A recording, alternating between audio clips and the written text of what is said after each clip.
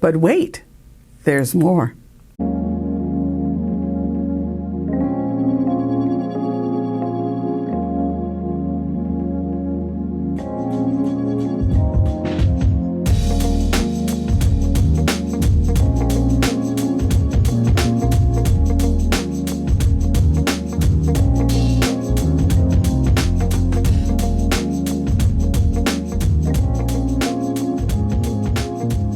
Hi entrepreneurs, I'm Vicky Brown, and you're in the right place if you want to engage your team, boost your business, and grow your leadership muscle.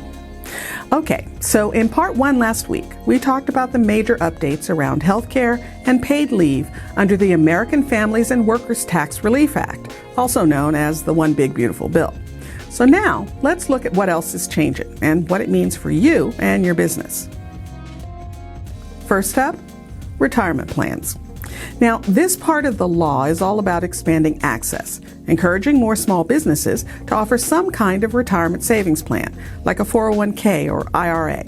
The government's been pushing in this direction for years, and now they've added more pressure and more incentives to get it done.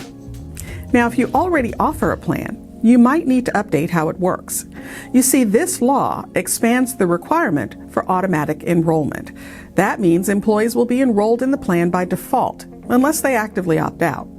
And that's great for participation, but it also means you'll need to track eligibility, start dates, opt-outs, and contribution changes. If your systems aren't built for that kind of tracking, well, now's the time to tighten things up. Now, if you don't offer a plan yet, this is your window to reconsider. There are more tax credits available to small employers and new options that are easier to set up and maintain without the full complexity of a traditional 401k. And here's something that can really help your employees, especially lower wage earners: the Savers Credit.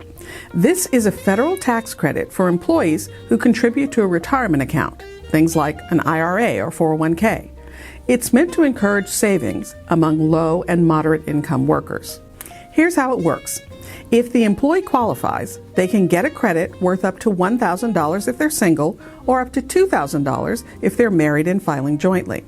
The actual amount depends on their income and filing status, and the credit can cover 10% to 50% of what they contribute. To qualify, the employee has to be over 18, not a full-time student, and not claimed as a dependent on someone else's return. And importantly, the contribution has to be new money. Rollovers from other plans don't count. So, if you've got team members who are hesitant to save because they feel like it won't move the needle, this is worth pointing out. That tax credit can help stretch their savings further, and it's one more way you can encourage long-term financial wellness in your workplace. All right, let's move to student loans and dependent care. If you've been helping your team pay off student loans through an educational assistance program, there's some good news. That $5,250 tax credit benefit is now permanent. And starting in 2027, it'll be indexed for inflation. Just keep in mind, you'll probably need to update your written plan so that it reflects the change. And for employees with kids, the dependent care FSA limit is going up to $7,500 per household starting January 1, 2026. You'll also want to update your plan documents and notify your team about the new cap. There's also a brand new offering called the Trump account, basically a tax-free retirement account for minors. Starting in 2026, employers can contribute up to $2,500 per year, but only if they have a separate written program in place. Now, all that's still new and evolving, so keep an eye out for guidance if that's something you want to offer.